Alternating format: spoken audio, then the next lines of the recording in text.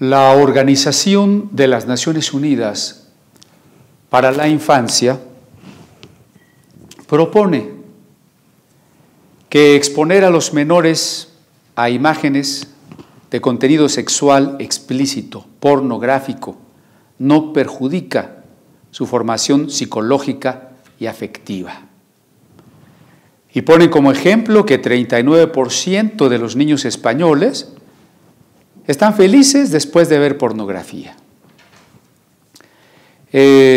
Por supuesto que la pornografía contiene abusos sexuales, violaciones, incesto, racismo y todo lo que los niños no deberían consumir. Es esta cultura que supone, o más bien esta contracultura que supone que si algo nos agrada, entonces es correcto. Pero todo esto nos muestra que los niños están en peligro porque la UNICEF, a la que me estoy refiriendo, asegura que cualquier esfuerzo para impedir que los niños accedan a la pornografía es infringir sus derechos humanos. Es decir, que según ellos es un derecho de los niños ver pornografía y que no deberíamos impedirles ese derecho. Incluso cuando alguien entra a visitar páginas de este contenido, se solicita una verificación de edad y la UNICEF dice que eso en realidad no debería existir porque es un obstáculo para la educación vital en sexualidad.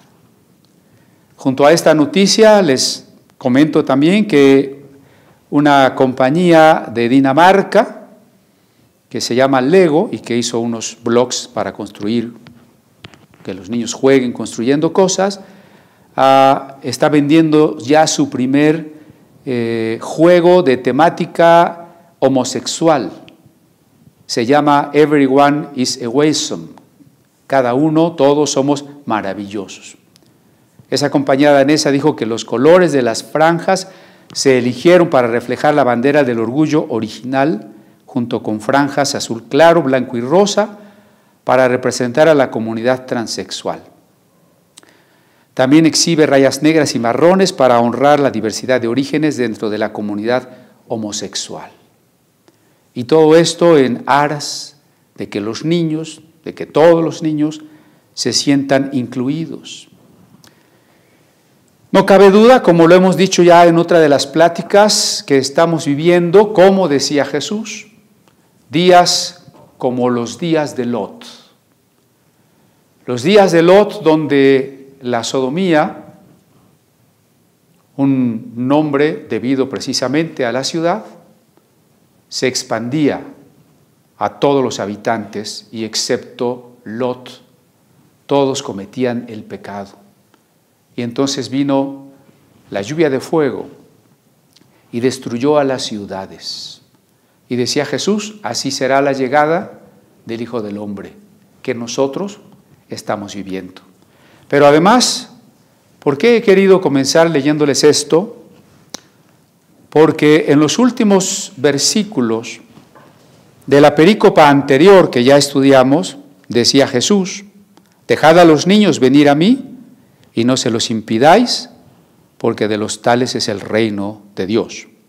De cierto os digo que el que no recibe el reino de Dios como un niño, no entrará en él. Y por eso estoy contrastando. Jesús dice que el reino de los cielos es de los niños.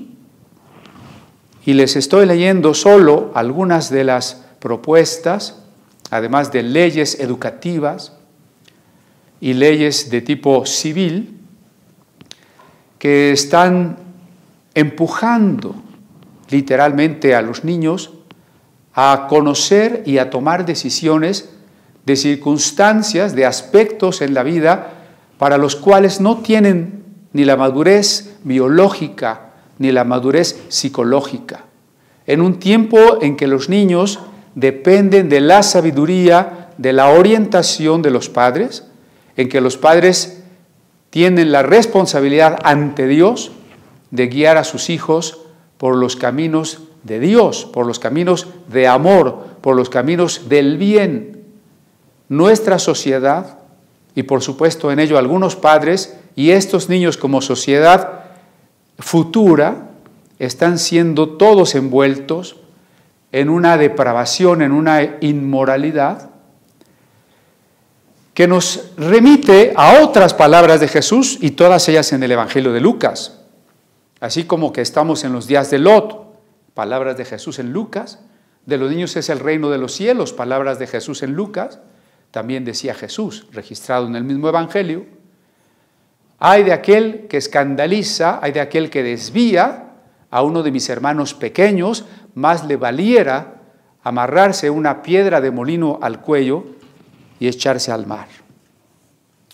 Jesús acaba de decir, de los niños es el reino de los cielos, pero qué triste la gente está desviando a los niños, impidiéndoles acercarse a Jesús, alejándolos del reino de los cielos. Y Jesús decía después, el que no recibe el reino de Dios como un niño, no entrará en él. Y ahí cerramos nuestra reflexión anterior, porque decíamos el niño es desprendido, es sencillo, no es ambicioso. E inmediatamente después hay otro pasaje de un hombre rico que se acerca a Jesús preguntándole, ¿qué haré para obtener la vida eterna?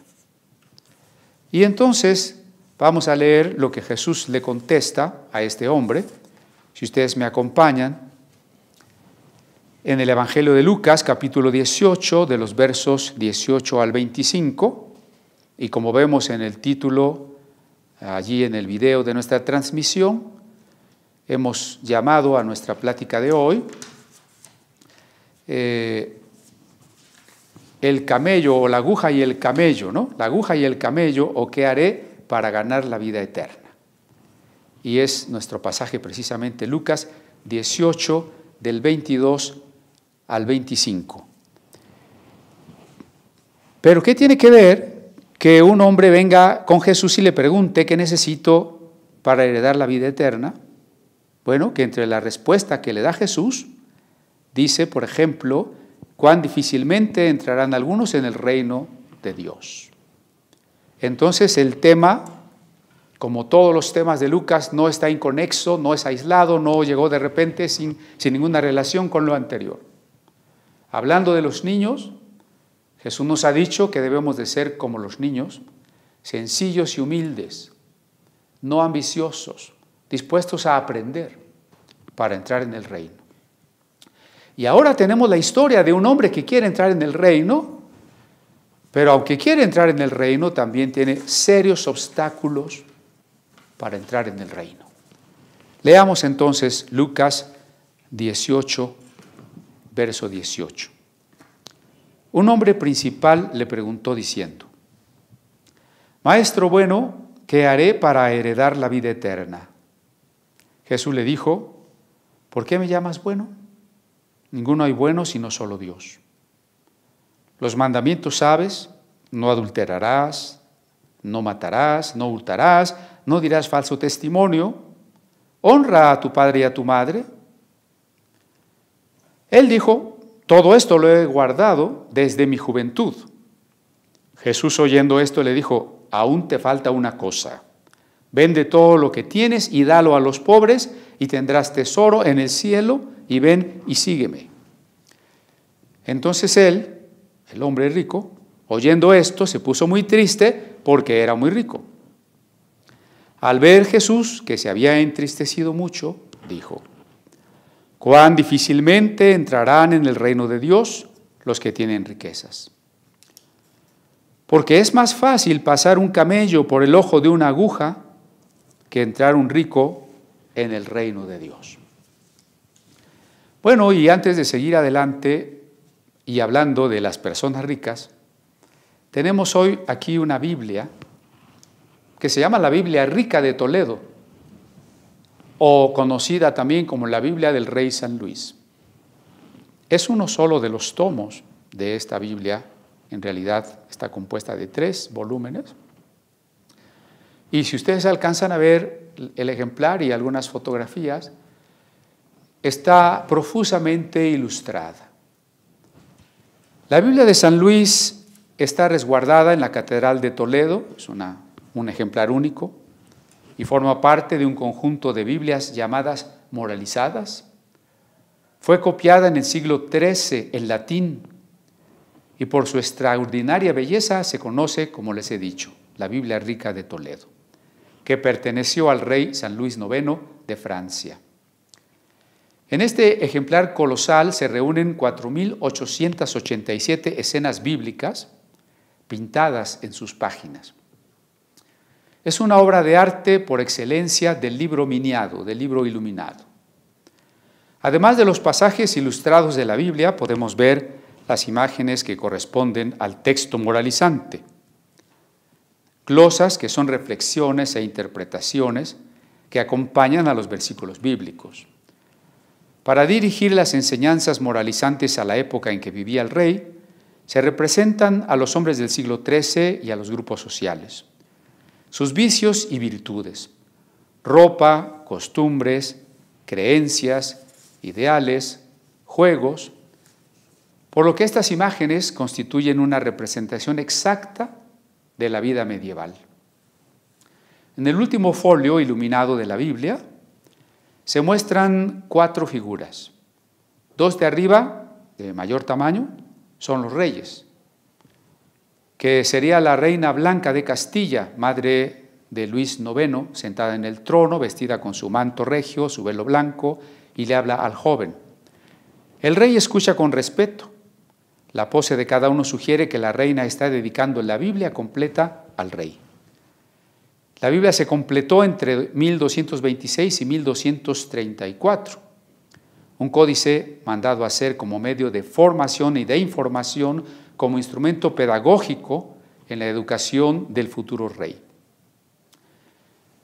Es un trabajo tan elaborado que amanuenses y copistas, monjes y legos pasaban más de 12 horas al día encorvados o acuclillados y plenamente concentrados en copiar con una caligrafía estandarizada y con escrupulosa precisión los textos de la Sagrada Escritura. Esta es la maravillosa Biblia que nos acompaña el día de hoy, una Biblia dedicada a los reyes. Bien, quisiera ahora comentar más directamente nuestro pasaje. Perdón, ahora sí tengo demasiadas notas. Primero, me llama la atención que es posible malentender nuestro pasaje. ¿Cómo podría ser malinterpretado nuestro pasaje? Bueno, por ejemplo, un hombre principal le preguntó a Jesús, estoy en el verso 18, Maestro bueno, ¿qué haré para heredar la vida eterna? Y Jesús responde primero con otra pregunta, ¿por qué me llamas bueno? Aquí tenemos el primer malentendido. Es el de las personas que se consideran buenas. Ellas a sí mismas se consideran buenas. Y por tanto, para ellos el mundo está dividido entre las personas buenas y las personas malvadas. Por supuesto, pues este hombre, al preguntar, ¿qué haré para poseer la vida eterna?, se considera del partido de los buenos. Maestro bueno, tú no eres un pecador, un publicano, eres un maestro, eres un profeta, por tanto eres una persona buena, y yo me identifico contigo. Este hombre se consideraba del partido de los buenos. Esto lo podemos corroborar además por la pregunta, ¿qué haré para poseer la vida eterna? Es decir, él considera también que puede hacer algo. Esto es delicado, hay que precisarlo.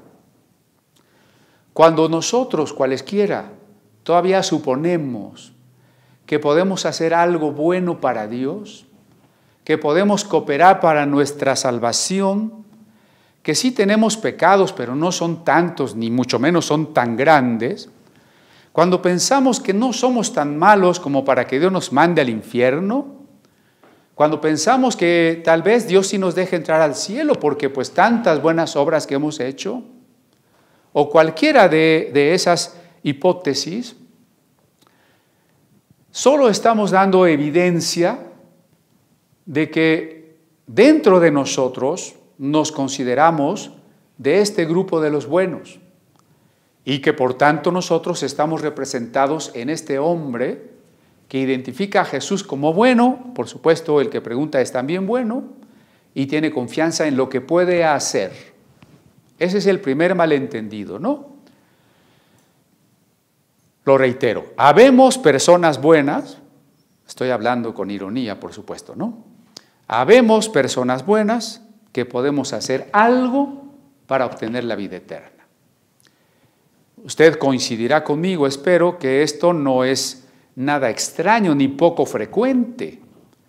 Todas las personas están buscando hacer algo para obtener su salvación, sea una peregrinación, sea unas limosnas, sea unas buenas obras, o quizá más allá o en otros ámbitos que no son las ramas del cristianismo, la gente siga pensando, bueno, yo tal vez tenga que ascender a mi condición angélica, a mi condición divina, el caso del nuevo gnosticismo tipo nueva era, o tenga yo que reencarnar y alcanzar la meditación y alcanzar la liberación total de todo esto que me ata al mundo.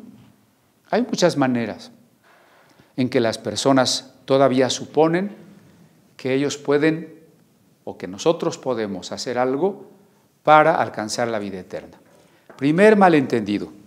Segundo malentendido, si dice Jesús en el verso 19, ¿por qué me llamas bueno? Ninguno hay bueno, sino solo Dios.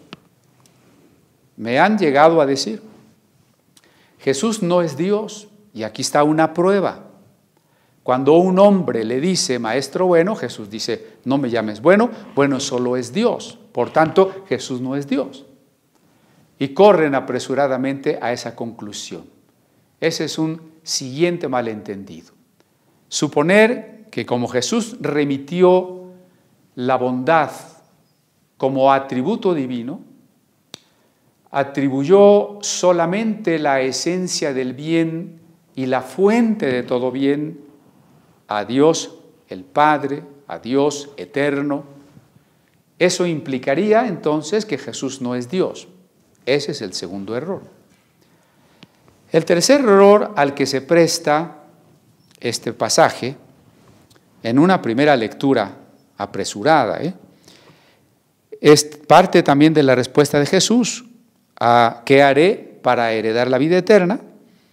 Y Jesús contesta, según el verso 20, los mandamientos sabes, no adulterarás, no matarás, no hurtarás, no dirás falso testimonio, honra a tu padre y a tu madre. Jesús está haciendo aquí una alusión a las 10 palabras, al decálogo, por supuesto en un orden diferente, que eso es lo menos importante.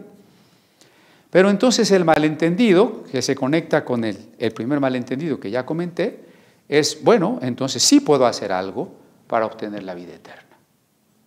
Y eso que puedo hacer, pues es guardar los mandamientos. Jesús mismo lo dijo. Jesús dijo que le dijo a este joven que lo que había que hacer para heredar la vida eterna era guardar los mandamientos. Bueno, ahí está una vez más, les digo, el título de nuestra plática. ¿Qué haré, la aguja y el camello, o qué haré para ganar la vida eterna? ¿No? Esa pregunta es crucial. ¿Qué haré para ganar la vida eterna? Y cierto, en un primer momento Jesús dice, cumple los mandamientos y pone ejemplos de esos mandamientos entre los más importantes. Bueno, esos, como digo, hasta aquí, cierro ese primer punto, son malos entendidos. Entonces, ¿cómo deberíamos entender este pasaje? Bueno, primero, con respecto a la persona de Jesús y a la divinidad de Jesús. Que este pasaje dice exactamente lo contrario, no que Jesús no sea Dios, sino exactamente este pasaje dice que Jesús es Dios. ¿Por qué? El verso 19 otra vez. ¿Por qué me llamas bueno? Ninguno hay bueno sino solo Dios. Ahora, Jesús pregunta, ¿por qué me llamas bueno? No está diciendo, yo no soy bueno. Jesús no está afirmando, no soy bueno. Jesús solamente está preguntando, ¿por qué me llamas bueno? Es decir, ¿cuál es el motivo, cuál es la idea o el fundamento por el que tú me supones bueno? Pero conste que Jesús no está diciendo que Él no sea bueno. Yo hago la pregunta contraria. De acuerdo con las Sagradas Escrituras, que Jesús fue tentado en todo, pero sin pecado, de acuerdo con el profeta Isaías, bueno, esta primera cita está en Hebreos, Isaías dice que Él era como un cordero sin mancha y aunque era sin culpa, llevó el pecado de todos nosotros. Dice el apóstol Pedro que Jesús derramó su sangre como un cordero sin mancha y sin contaminación. Y por tanto, pregunto, ¿Jesús era bueno? La respuesta, conforme al Nuevo Testamento y conforme a los profetas, no puede ser otra.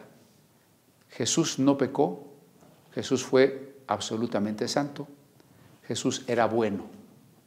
Y entonces retomamos la pregunta de Jesús, ¿por qué me llamas bueno? Solo bueno es Dios. Y Jesús era bueno, entonces Jesús es Dios. Jesús no está diciendo, no soy bueno, no soy Dios. Está diciendo, tú tendrás alguna razón para llamarme bueno, pero solo Dios es bueno.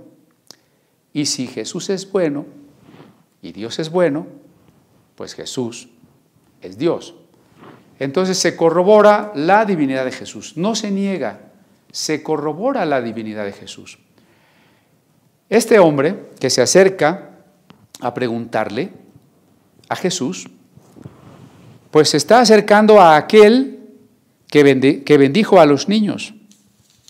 Se está acercando a aquel que enseñó todas las parábolas que hemos estudiado. Se está acercando a él, a aquel que ha sanado a los enfermos, que ha expulsado a los demonios, que ha aceptado a los pecadores, que ha comido y convivido con ellos. Bueno, entonces Jesús no solo es divino y prueba de su divinidad, por supuesto, entre muchas otras pruebas, es su bondad, su victoria sobre el pecado, pero además es el portador del reino de Dios. Con Jesús llega el reino de Dios, con Jesús adviene el reino de Dios. Con su persona como palabra encarnada, con su predicación donde nos deja conocer cómo es Dios, con esa predicación que incluye a esas parábolas que dejan clarísimo que Dios está con los brazos abiertos esperando al que regresa a la casa, con las sanidades, con los milagros, con las liberaciones que hace Jesús, pero sobre todas las cosas con el gran amor que Jesús tiene por las personas, nos revela quién es Dios y trae consigo el reino de Dios. La llegada de Jesús como Mesías es el principio del reino de Dios. Su predicación y su ministerio es la manifestación del reino de Dios. Así que cuando el hombre pregunta ¿qué haré para poseer la vida eterna? Sí, le llama a Jesús bueno porque ya dije, cree que es como el que pregunta también del equipo de los buenos y no se da cuenta que Jesús es algo más que un simple maestro, algo más que un simple hombre bueno. Y este hombre sigue pensando que la vida eterna o el reino estará en un futuro, estará en alguna parte, alguna época llegará, pero Jesús le deja saber, no. Hay una manera de entrar al reino de los cielos. ¿Cómo? Siendo como niños. Aquí está el contraste. Mientras los niños, decíamos, no son ambiciosos. Aquí está haciendo la pregunta a un hombre que ha acumulado muchas riquezas. Un hombre que ha acumulado muchos bienes para sí. Y no tiene un corazón de niño. Su preocupación, sus pensamientos, sus esfuerzos están puestos en su dinero, en sus negocios, en lo que no quiere perder, en que no le vayan a robar. No tiene ya el corazón despreocupado, el corazón generoso, el corazón sencillo de un niño. Por eso insisto en el contraste entre el relato de los pequeños y su ejemplo para que nosotros, como deberíamos ser nosotros para entrar en el reino, y este otro relato de un hombre que es todo lo contrario en su manera de ser de un niño. Lo siguiente que encontramos, decíamos, es el malentendido, como si Jesús le hubiera dicho: ¿quieres obtener la vida eterna? Guarda los mandamientos. Muy bien, si Jesús hubiera querido decir solamente eso, primero, Jesús no hubiese dicho nada más que lo que decían los fariseos. Cuidado, porque aquí cualquier legalista, cualquier judaizante puede llegar y decirnos, aquí dice, y Jesús mismo es quien lo dice, que cumpliendo los mandamientos tenemos la vida eterna, ganamos la vida eterna. Fíjense el verbo en el título, ganar. Ganar como se gana un premio, como se gana un sueldo cuando uno trabaja. Se puede ganar la vida eterna.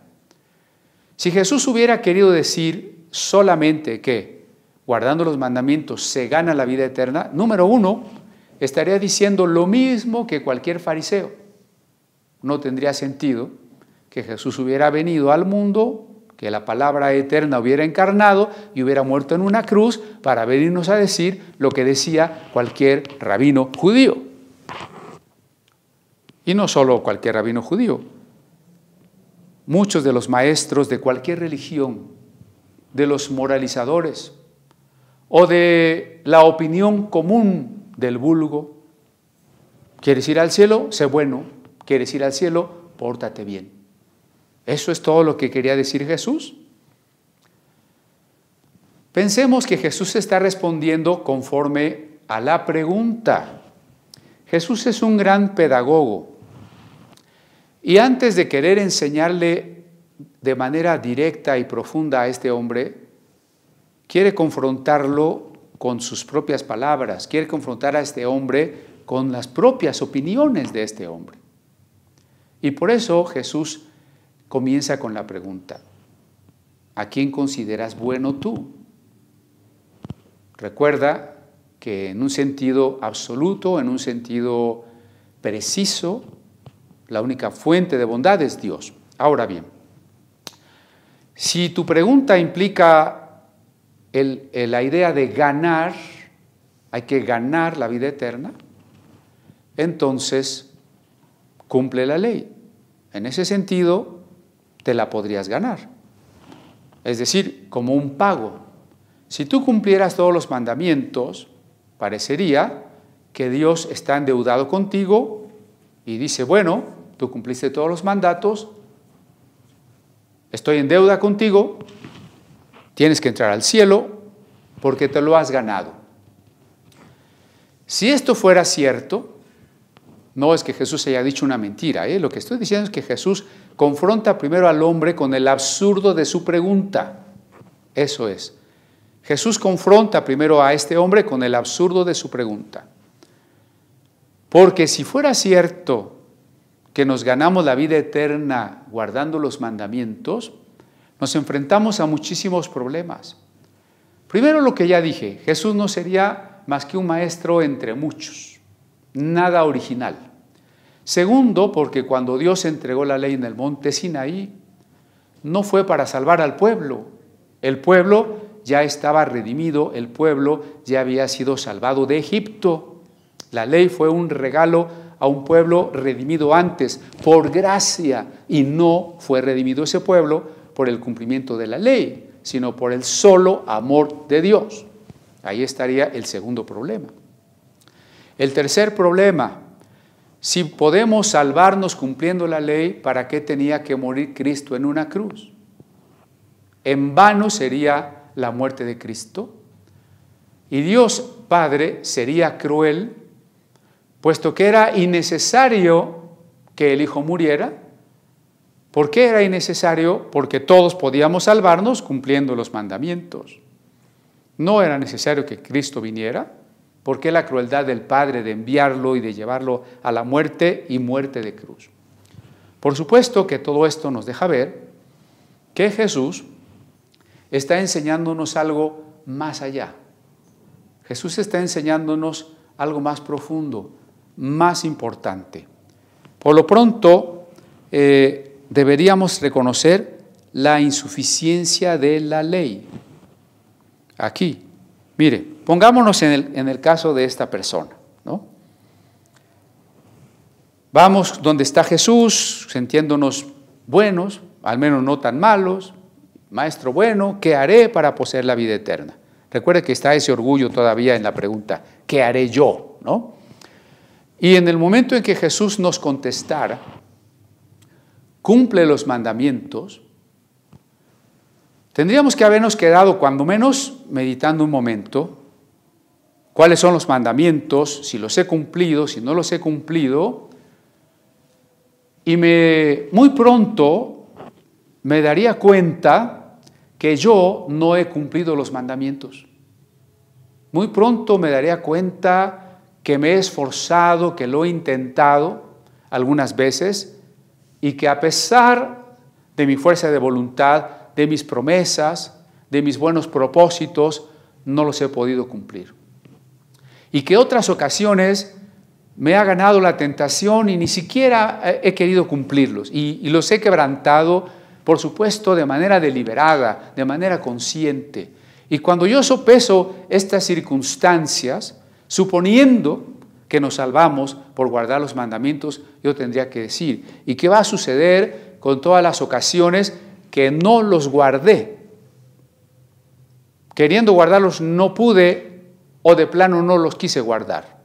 ¿Y qué va a suceder ahora y en el futuro si ese es el camino y yo estoy incapacitado para cumplir los mandamientos? Me conozco, yo sé cuánto fallo. No puedo cumplir los mandamientos. Bien, si nos imaginamos esta escena, repito, Jesús le dice, cumple los mandamientos, y este hombre cavila en todo lo que les estoy diciendo. ¿Qué hubiera hecho él o qué tendríamos que haber hecho cualquiera de nosotros? ¿Sabe? En ese momento tendríamos que habernos postrado a los pies de Jesús y decirle, Maestro,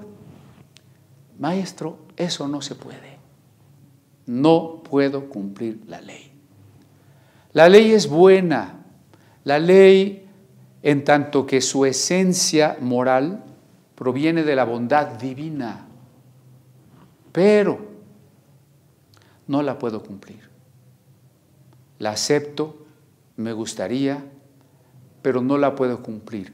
Y entonces, Señor, si no la he cumplido y no la puedo cumplir, estoy perdido. ¿Ve? O sea, si siguiéramos el propósito y la lógica de la respuesta pregunta de Jesús, porque acuérdense que hace una pregunta, ¿no? ¿Por qué me llamas bueno? Guarda los mandamientos. Si yo sigo la lógica de eso, en un correcto entendimiento, entonces tendría que acabar postrado diciendo, Señor, no puedo. Señor, estoy perdido. Soy un náufrago en alta mar, en un mar embravecido, en un mar tormentoso. Sin embargo, es tal el orgullo de este joven que le ciega. El orgullo nos hace personas ciegas. Puede haber defectos nuestros y circunstancias que todos pueden ver, menos nosotros. Parece que el desobediente está perfectamente ilustrado en el personaje de Samsón, ese juez, ese héroe desobediente, soberbio, confiado en sí mismo, que terminó preso por los filisteos que le sacaron los ojos. El orgulloso es alguien que ha perdido los ojos. No puede ver más allá. No puede ver lo que todos ven, no puede prever el futuro, no puede mirar que se dirige hacia su propia destrucción. Bueno, este hombre también estaba ciego, porque mire lo que contesta según el verso 21. Todo esto lo he guardado desde mi juventud. Contraste, por favor, usted haga el contraste entre eso que le dije que debería haber sido la reacción. Señor, soy pecador, no puedo guardar la ley. Con esta otra postura, ¿no? Desde niño soy bueno. ¿Tú quieres que yo guarde los mandamientos? Pues yo los he guardado. A ver, tú me dices, no adulterarás. Yo no he adulterado, nunca le he quitado la esposa a alguien. No matarás, nunca he asesinado a otra persona. No hurtarás, yo soy incapaz de robar. No dirás falso testimonio, nunca he ido a un juicio a decir algo ante los jueces que hubiese sido mentira. Honra a tu padre y a tu madre, yo soy un buen hijo, siempre he sido un buen hijo, mis papás están orgullosos de mí. Todo eso lo he guardado desde mi juventud. ¿No? Bueno, este pasaje, este relato, me gusta mucho porque por esa técnica pedagógica, didáctica de Jesús, de ir llevando a este hombre paso por paso, incluso muy al estilo de Sócrates. Recuerde que Sócrates, cuando escuchaba a alguien hablar y en ese hablar manifestaba su ignorancia, Sócrates le hacía preguntas con una buena intención, tratando de ayudar a que esa persona reconociera que no sabía y que de ser posible, desde su reflexión, diera a luz el conocimiento. Bueno, eso está haciendo Jesús también aquí. Jesús primero a través de una pregunta: ¿qué consideras tú necesario para llamar buena a una persona? Y luego le pone una exigencia para ganar la vida eterna, una exigencia de un estándar altísimo, diríamos inalcanzable. Hasta allí el joven debió haber aprendido, ya dije, debió haber caído postrado, pero no aprendió, no ha entendido, continúa en su ceguera y se atreve, temerariamente, se atreve a afirmar: todo esto, todos estos mandatos los he guardado desde mi juventud, con lo cual corroboramos que él se creía bueno, ¿no? Dije al principio que este joven se consideraba del mismo partido que Jesús, los buenos. Y aquí lo corroboramos. Si él dice que desde niño ha guardado todos los mandamientos, entonces, ¿a qué partido pertenece? Al de los buenos. Jesús, misericordioso, sigue platicando con él, ¿no? Jesús discierne, Jesús ve que a pesar de su gran error, de su actitud equivocada, este hombre puede tener una esperanza. Dios no nos cierra las puertas, Dios no nos dice: a ti no te elegí para salvación, así que ni preguntes, tú estás reprobado. Dios no nos dice: ya te equivocaste, tu actitud no es 100% correcta, a ti no te acepto. Dios nos tiene paciencia. Sigue tratando con nosotros, nos sigue enseñando para llevarnos a una conciencia más clara donde tenemos que tomar una decisión. Jesús está llevando a este hombre a una conciencia más clara de su necesidad y de cuál es la auténtica respuesta a su necesidad, para que ese hombre tome una decisión. Y por eso es que Jesús sigue platicando con él y le dice: aún te falta una cosa. Vende todo lo que tienes y dalo a los pobres y tendrás tesoro en el cielo, y ven y sígueme. Este es el pasaje que tenemos en griego, el verso 22. Vamos a ver si podemos leerlo en pantalla.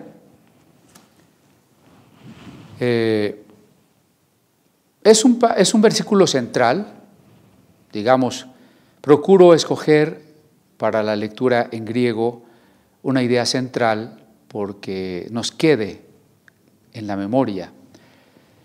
¿Lo tenemos? ¿Sí? Ok. Entonces, dice así: acusas de oísus y penaftó, oyendo, pero Jesús dijo a él: eti en silipi, todavía una cosa a ti falta. Panda osa egis polison quediados dogis. Todo cuanto tienes vende y reparte a pobres. Que egis tesauron en tisuranís y tendrás un tesoro en los cielos. Que deuro acoluci mi y ven, sígueme o sigue a mí. Lo reitero en nuestra traducción. Aún te falta una cosa. Jesús, oyendo esto, le dijo: aún te falta una cosa. Vende todo lo que tienes y dalo a los pobres y tendrás tesoro en el cielo, y ven y sígueme. Quiere ahora Jesús seguir guiando a este hombre a la clara conciencia de su necesidad real. Bueno, este hombre sabe que necesita la vida eterna, pero equivoca la manera. Aunque busca con precisión, o que Jesús le dé una respuesta con precisión sobre cómo garantizar que pueda ganar la vida eterna, está fundamentalmente equivocado, ¿no? Suponiendo que ha de ganarla. Pero como la desea, Jesús tiene misericordia y sigue platicando con él y le dice: te falta una cosa, vende todo lo que tienes y repárteselo a los pobres. Otra vez, cuidado con los malos entendidos. ¿Significaría eso que las personas pobres o que las personas que teniendo algo se deshicieron de ello para repartirlo a los pobres se han ganado el cielo? Ese podría ser otro malentendido y tenemos que ir con mucho cuidado. Los pobres, por sufrir su pobreza, son ganadores de la vida eterna. Seguramente se ha llegado a predicar eso, ¿no? No te preocupes tanto por los problemas de la realidad cotidiana, política, económica. Tú eres pobre, así Dios lo quiso, así Dios lo permitió, pero eso te está ganando el cielo. Bueno, ese es un malentendido. Los pobres no se han ganado el cielo. Muchos pobres pueden ir y muchos pobres, de hecho, van a ir al infierno. Pobres en esta vida y en el infierno en la otra vida. Tremendo. Un malentendido más sería: bueno, si yo tenía dinero, poco, más dinero, mucho dinero, y regalé lo que tenía o vendí lo que tenía y regalé el dinero y ayudé aquí y allá, me he ganado la vida eterna. Es curioso, pero ¿dónde se congregan más limosneros? No solo a la salida de las estaciones del metro, sino a la puerta de las iglesias. ¿Y sabe por qué? Porque tanto los pobres que piden como los que dan limosna a los pobres, ambos tienen la idea de que dar limosna es una buena obra meritoria, es una buena obra que se va acumulando con otras de nuestras buenas obras para que al final de la existencia nuestras obras buenas pesen, sean más que las obras malas y nos hayamos ganado la vida eterna. Entonces, curiosamente, esta relación indebida, porque no debería existir el que hubiera unos pordioseros pidiendo limosna y otras personas que se desprenden de un poquito de lo que tienen y con cierto orgullo de bondad se lo dan a esas personas. Eso no debería existir. Existe porque la gente supone esta enseñanza falsa de que nos ganamos la vida eterna ayudando, haciendo buenas obras, dando a los pobres. No estoy diciendo que los pobres sean pobres por flojos. Hay demasiadas propuestas de izquierda y de derecha en política que dejan mucho que desear. Entre ellas, sobre todo en este sentido de la derecha, los pobres son pobres porque no ahorran, porque no se esfuerzan, porque no trabajan, porque no administran. Seguro hay algunos pobres por eso, pero la mayoría de los pobres son pobres por la injusticia estructural que de manera deliberada quienes detentan el poder ejercen y de esa manera explotan al pueblo, explotan a las masas trabajadoras, campesinas. No estamos hablando en contra de los pobres. Tampoco estamos hablando en contra de los ricos. Hermanos, ¿será que en esta predicación queda claro que Dios no ama a los ricos, que los ricos están perdidos? No. Predicando en provincia hace muchos años me di cuenta, la mayoría de los congregantes de una iglesia eran pobres. Y aunque se acercaban a los hermanos ricos, en el fondo esperando recibir algo de ellos, también de alguna manera hablaban mal y los menospreciaban a los ricos, quizá por cierta envidia soterrada de la riqueza, ¿no? Y decían que fulanito es rico y los ricos no van a entrar al reino de los cielos. No estoy hablando en contra de los pobres, no estoy hablando en contra de los ricos. Entendamos cuál es el asunto aquí. ¿Cuál es la respuesta de este hombre? Me adelanto tantito al verso 23. Entonces él, el joven, o bueno, yo digo joven, pero en ninguna parte, al menos de este pasaje no dice joven, oyendo esto se puso muy triste porque era muy rico.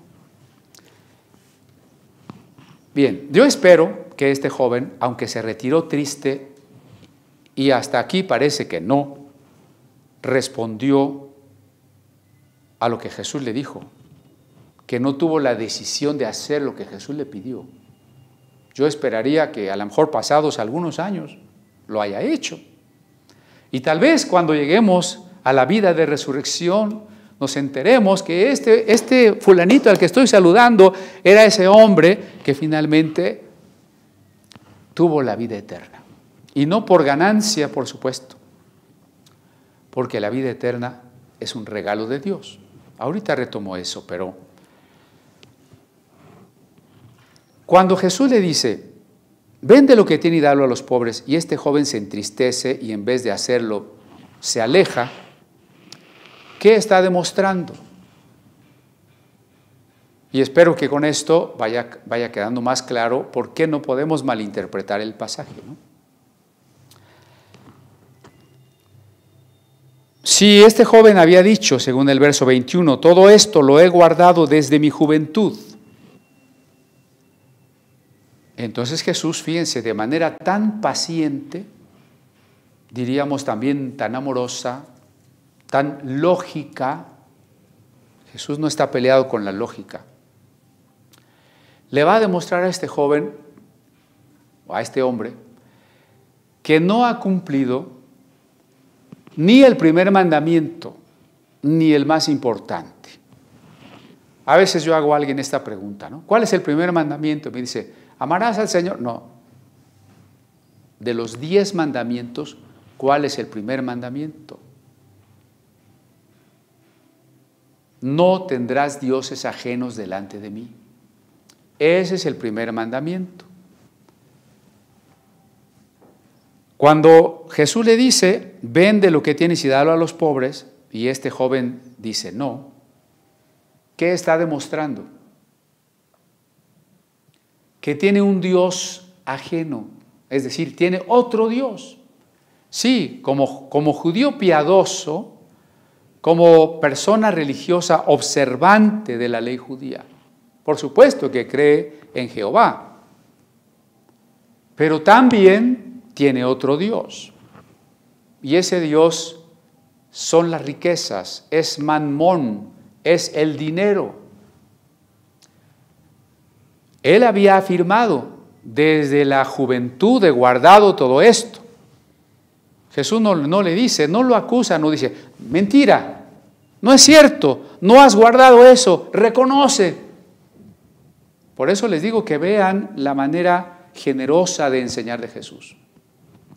Le da una indicación, que si él sigue, él mismo va a demostrar el camino correcto o él mismo se va a dar cuenta de que no es cierto que ha guardado los mandamientos.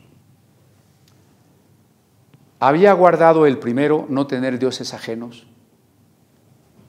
No había guardado el primero porque tenía otro Dios, las riquezas. Pobres, no seamos rencorosos con los ricos, envidiando lo que ellos tienen, enojados por lo que no tenemos. Ricos, no confíen, no amen tanto a sus riquezas, que aunque no lo digan o aunque no quieran reconocerlo, en el fondo de su corazón sea otro Dios, sea otro Dios. Ahora, Jesús no le va a dar un discurso de todos los 10 mandamientos. Bueno, a ver, ¿tienes otro Dios? Sí. A ver, ahora el segundo, el tercero, el cuarto. Te voy a ir demostrando que los has quebrantado todos. Eso no hace falta. Has quebrantado el primero. Santiago, que entiende el principio implícito aquí, dice, el que infringe la ley en cualquier punto es culpable de toda la ley. Ahora veámoslo desde otra perspectiva. ¿Cuál es el más importante mandamiento? Ahora sí es correcto si usted me dice, amarás al Señor tu Dios de todo tu corazón, de toda tu mente, de toda tu alma y a tu prójimo como a ti mismo. Y ahora preguntémonos si este joven que afirma haber guardado la ley desde que era niño, había guardado el mandamiento más importante. ¿Amaba a Dios por sobre todas las cosas? Ya vimos que no. ¿Amaba a su prójimo como a él mismo? No, porque si mientras él tiene más de lo indispensable, él tiene lo superfluo, tiene lo lujoso, y el prójimo se está muriendo de hambre y no le comparte, entonces no ama a su prójimo como a sí mismo, y eso es clarísimo. Por tanto, primera cosa, este hombre debió haber reconocido, Señor, no puedo ganar la vida eterna, no soy digno. Después debió haber reconocido que guarde los mandamientos, Señor, eso es imposible, estoy perdido. O en este tercer punto hubiera reconocido, cierto, no he guardado los mandamientos desde mi juventud. Tengo un Dios ajeno, no amo a mi prójimo como a mí mismo, no amo a Dios por sobre todas las cosas. Con la exigencia de Jesús, estas fallas, estos quebrantamientos de la ley quedaban claros. ¿Por qué? Porque si este joven hubiera dicho, está bien, maestro, y al otro día vende sus bienes y va a buscar a las personas verdaderamente necesitadas y conforme la guía del Espíritu Divino ayuda a cada uno de la mejor manera, habría vivido, mostrado y a la vez experimentado ese amor al prójimo y la satisfacción de compartir con él. Y hubiera crecido y confirmado su amor por Dios por sobre todas las cosas, sin ningún Dios ajeno, sin ningún objeto, persona que haga la competencia a ese solo Dios a quien yo debo de adorar. Pero no lo hizo así. Simplemente este hombre se fue triste porque era muy rico. Entonces quisiera que nos quede clara la insuficiencia de la ley. Cuando Jesús le ha dicho, cumple la ley, voy a parafrasear lo que está implícito allí. Tú preguntas cómo ganar. Si se trata de ganar, pórtate bien, nunca peques, si se trata de ganar. Ahora pensemos ante todo en nosotros mismos. ¿Puedo yo decir que he llevado una vida y que podré también en el futuro llevar una vida de no pecar nunca? Nadie puede decir eso. Tendríamos que contestar, no, no puedo dejar de pecar, no soy una persona que jamás haya pecado, por el contrario, soy un pecador. Por tanto, la vida eterna no se gana. ¿No? Acuérdense del título, o cómo ganar la vida eterna. Primera respuesta, la vida eterna no se gana. Dios no está, ni estará, ni habrá razón suficiente para que Dios alguna vez esté endeudado con alguien. Dios no le debe nada a nadie. Nunca. La vida eterna no se gana. La vida eterna no se merece. Nadie la merece, por cuanto todos pecaron, dice Pablo, están destituidos de la gloria de Dios, porque la paga del pecado es muerte. Entonces la ley no es suficiente, la ley no es el camino de la salvación. Por eso decía yo que afirmar eso sería aceptar el absurdo de que Jesús vino a morir en balde, o sería aceptar el absurdo de que Jesús vino a ser un rabino más, maestro de la ley, como tantos que hubo antes que él, durante su vida y después de su vida. No. La vida eterna se recibe. Solo se recibe. Es tan imposible de ganar, es tan valiosa como para poderla pagar, que solamente puede ser un regalo de Dios.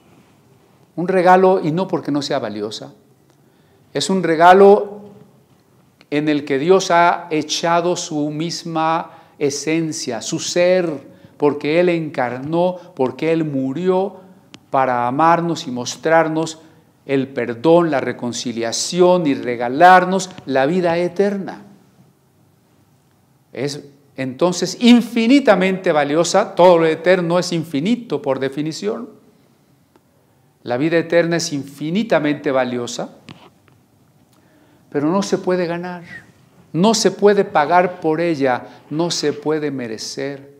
La vida eterna solo se puede recibir. Solo puedo abrir mi ser, solo puedo abrir mis brazos, extender mis manos y decir, Señor, sí la recibo, digo sí a tu gracia, acepto el perdón de mis pecados, acepto tu amor. Eso es lo único que podemos hacer. Pero entonces, ¿por qué Jesús le dice que venda sus bienes? No es este mandato. Quisiera yo encontrar un equilibrio, no es un mandato general. Todos los que tengan bienes, véndanlos y dénselo a los pobres. Bueno, podríamos preguntarnos, ¿a partir de cuánto debo tener para considerar que ya soy rico y entonces dárselo a los pobres? Sería una pregunta sin una respuesta exacta, ¿no? Y si todos los que tenemos algo, lo poco que sea, lo vendemos para dárselo al que no tiene, bueno, no estaría mal en principio, pero entonces la sociedad, ¿cómo produciría? Ya regalamos las fábricas, ya regalamos los campos, ya regalamos los medios de transporte, ya regalamos la maquinaria, ya regalamos todo. Ahora, ¿qué hacemos? No, por supuesto, no se trata de eso. En el otro extremo, tampoco yo le voy a decir, no, mire, Jesús en realidad no quiere que usted se deshaga de sus bienes. Yo no le puedo decir eso. La vida cristiana es una vida del Espíritu. Y el Espíritu va a hablar a cada uno de nosotros. Y el Espíritu Santo le va a indicar a usted de qué se tiene que deshacer, de qué no se tiene que deshacer, qué tiene que compartir o qué no tiene que compartir. Ni yo ni nadie le puede poner a usted reglas, ni podemos poner cantidades, ni podemos definir situaciones. El viento de donde quiera sopla. Así es todo aquel que nace del Espíritu de Dios en el reino de los cielos. Señor, tú me has dado los bienes que poseo. Yo soy el mayordomo de todo lo que me has dado, como ya lo vimos en otras parábolas. Y como administrador, como simple mayordomo, porque tú eres el dueño, lo que yo tengo es tuyo, yo soy solo el administrador. Si tú me dices, esto regálalo, esto véndelo, esto dalo, esto no lo des, yo estoy listo. Entonces, ¿qué se necesita aquí? No dar nada, porque no hay que tomar este pasaje tan literal, o darlo todo porque si no eres de estos que se van de casa en casa pidiendo algo de comer y todavía tienes posesiones, tú no eres salvo. No es ninguna de esas dos cosas. Vivimos la vida de Cristo porque hemos creído en Él, porque Él nos ha obsequiado la vida eterna, nosotros la hemos aceptado por la fe.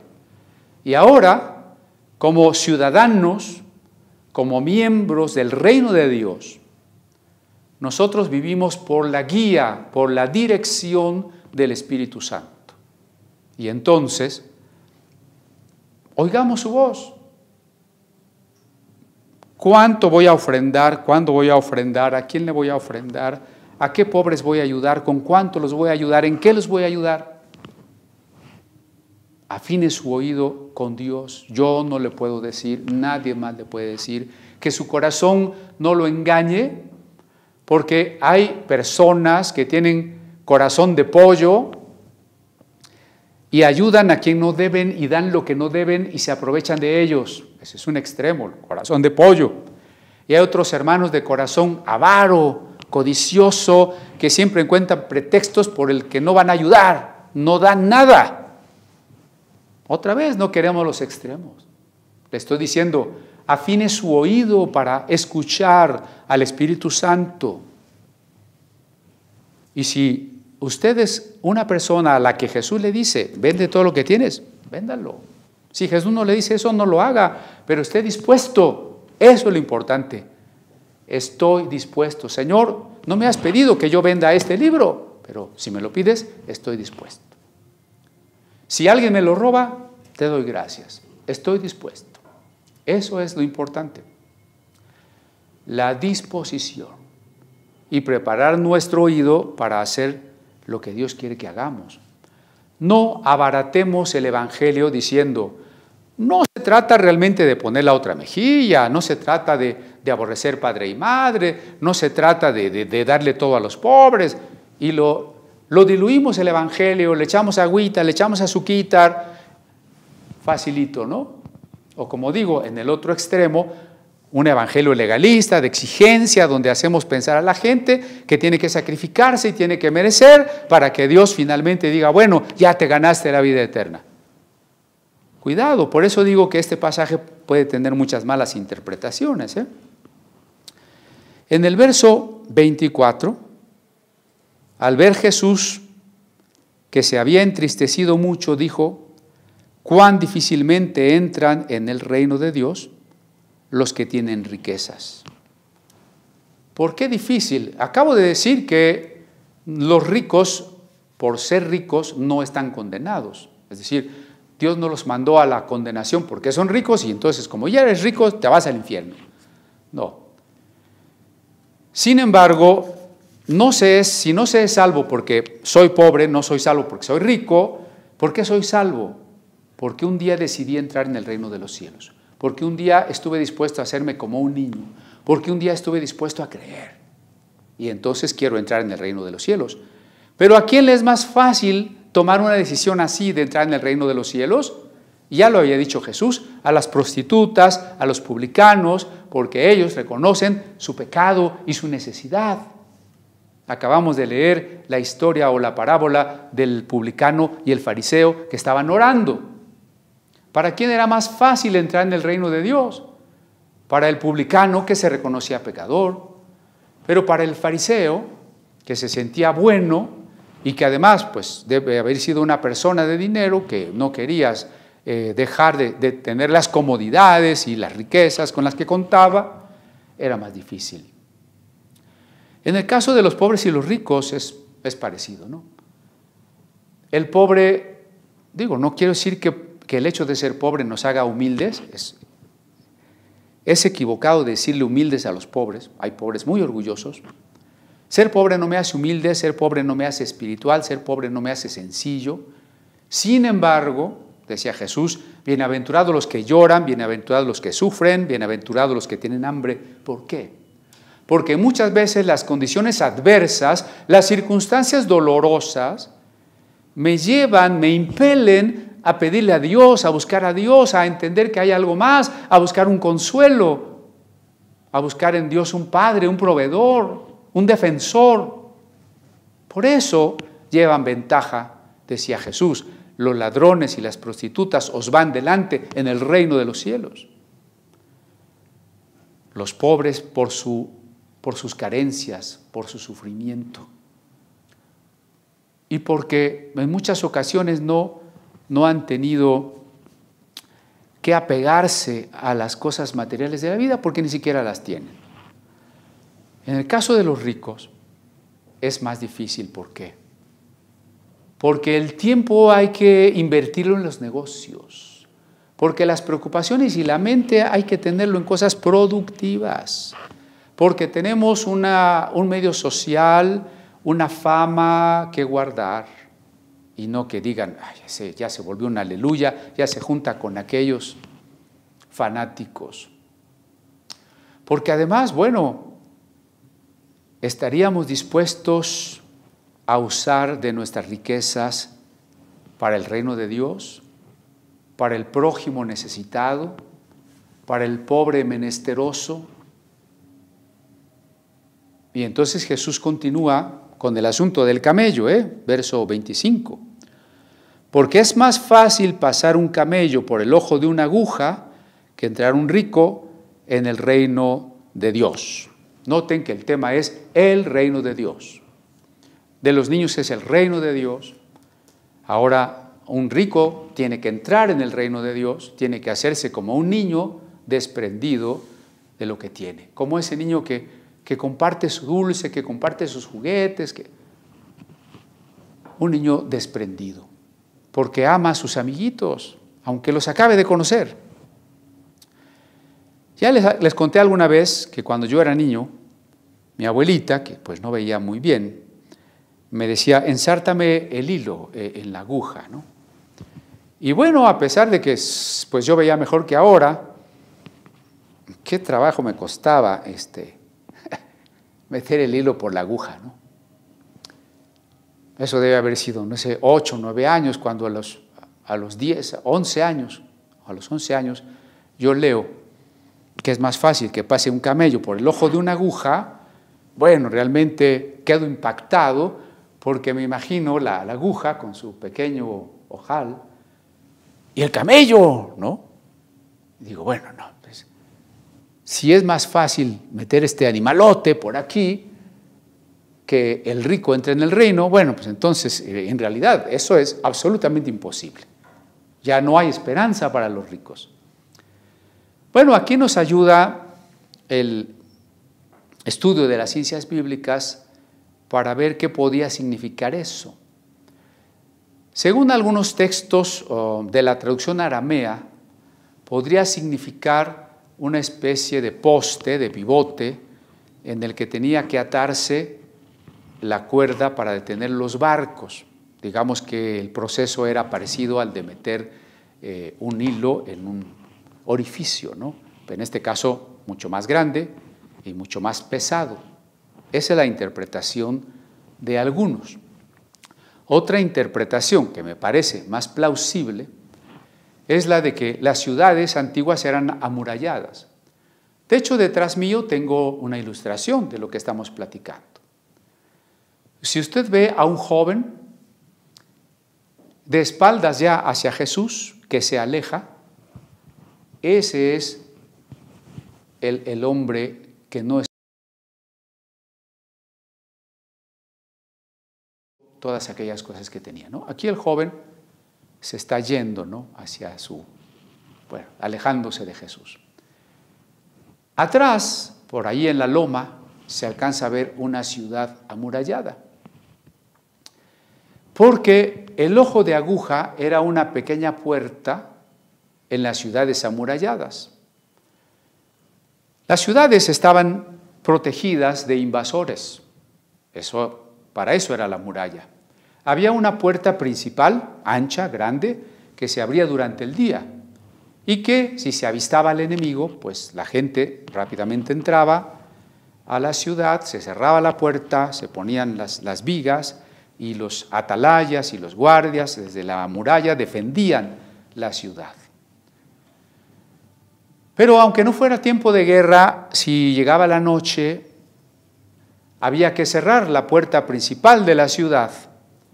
¿Y qué sucedía con los peregrinos y las personas que llegasen tarde a la ciudad si la puerta ya estaba cerrada? Tenían dos opciones. Una, pernoctar al pie de las murallas y entrar al día siguiente. O la otra, entrar por una puerta muy angosta que se llamaba Ojo de Aguja, por la puerta por la cual podía pasar una sola persona. En el caso, pues, de un espía o de un enemigo, pues allí estaban los guardias para revisar a cada uno que pasaba. Y si un grupo de enemigos se hubiera querido infiltrar por esa puerta, al poder pasar solamente de uno en uno, pues los hubieran ido matando en cuanto entraban, ¿no? Entonces, era la única posibilidad. Entonces, imagine que llega un hombre rico con su camello cargado de sus mercancías, de sus tesoros, de la riqueza que trae consigo. Y pues por más que caminó deprisa, cuando llegó ya se había cerrado la puerta de la ciudad. ¿Qué le quedaba entonces? Esperarse al día siguiente o entrar por aquella pequeña puerta. ¿Pero qué implicaba entrar por aquella pequeña puerta? Bueno, primero descargar el camello, deshacerse de la carga de las riquezas, que usted puede tomarlo en sentido literal o, como dije, si el Espíritu le indica que lo único que necesita usted ahora es la disposición de descargarse de las riquezas. Y luego, pues obviamente, colocar al camello frente a la puerta, que es también un poco baja, y entonces agachar al camello, meterlo a empujones, que también es un poco gordito el camello, ¿verdad? Es grandote, gordito, y además hubo que descargarlo, y entonces hay que meterlo. Los camellos muy fácilmente se arrodillan, a lo mejor hasta arrodillado hay que empujarlo, y finalmente entra, ¿no? Y después, pues ya las mercancías una por una, habrá que meterlas y volver a cargar al camello. Ese es el proceso. Entonces es más fácil, dice Jesús, que tengamos toda esta tarea de descargar a nuestro camello, de empujarlo, meterlo a fuerzas y luego resolver el problema, que un rico entrar en el reino de los cielos. ¿Por qué? Porque el rico que tenga sus riquezas como otro Dios, además de Dios, no es que no crea en Dios, es que además de Dios, confía en sus riquezas, ama sus riquezas, se dedica a sus riquezas. El rico que tenga esa actitud, el rico que en el fondo no esté dispuesto a renunciar a sus riquezas, que en el fondo le cueste mucho compartir con otros y comparte lo que le sobra o lo que en realidad no le cuesta ningún trabajo, ya más adelantito viene la historia de una viuda que dio todo y Jesús volverá a retomar este asunto. El rico que no está dispuesto a eso es un camello cargado que no puede entrar por la puerta de la salvación, no puede entrar en el reino mientras no esté dispuesto a poner a Dios en primer lugar. ¿Por qué? Porque ser cristiano es invocar a Jesús como el Señor, el dueño, el gobernante y por tanto el que está en primer lugar. Y nada puede quitarle ese lugar a Jesús. Nada debería sustituir el lugar que solamente Jesús tiene. Ninguna persona, ninguna cosa debería arrogarse el derecho de tener el lugar que Jesús debe tener en nuestras vidas.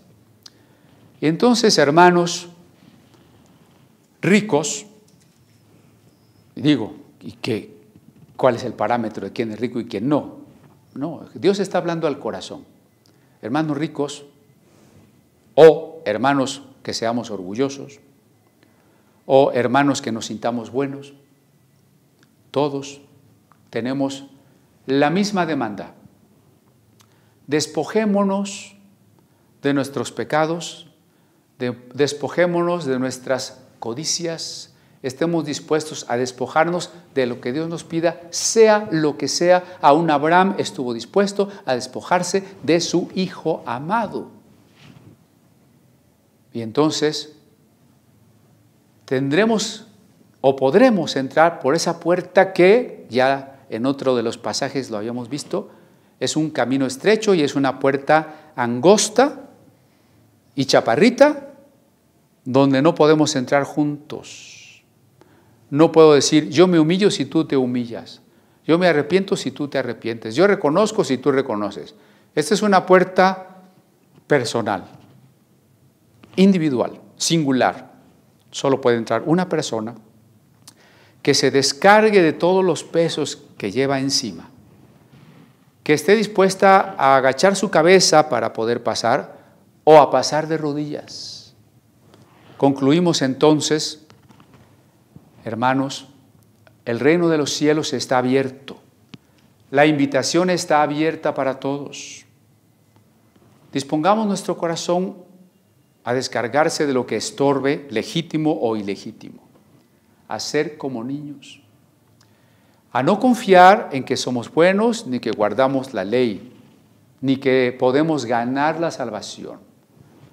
Tengamos la actitud que debió tener aquel hombre, pero que no tuvo, tristemente no la tuvo. Reconocer, necesito ser salvado. Yo no puedo cumplir la ley. Estoy dispuesto a entregarte todo, Señor, todo. Y aunque me costara trabajo y tuviese que entrar a empujones como el camellito, quiero estar, quiero pertenecer, quiero vivir como un integrante del reino de Dios, donde Dios es el soberano, es el Señor, yo soy su servidor, pero Él es tan buen Señor que me llena de misericordia, Él es tan buen dueño y gobernante de mi vida que me llena de paz, me llena de gozo, me llena de bendiciones que no merezco, pero por tanto que son de gracia, las hago mías. Disfruto el reino de Dios y comparto el reino de Dios porque quiero que muchos otros vengan al reino de Dios.